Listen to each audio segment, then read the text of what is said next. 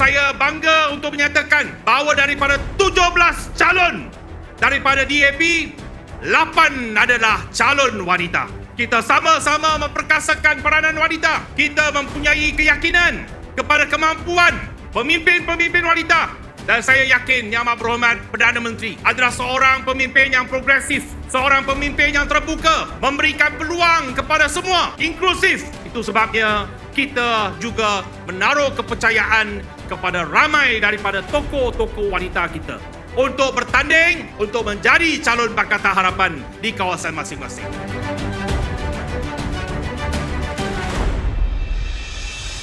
Johor ini memang ekonomi berkembang, tetapi bukan seolah-olah hanya kredit kerajaan negeri.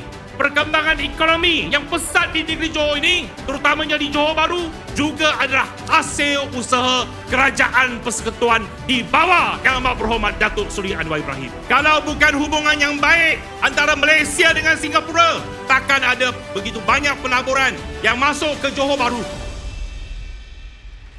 Kita pastikan undi! Undi! Undi!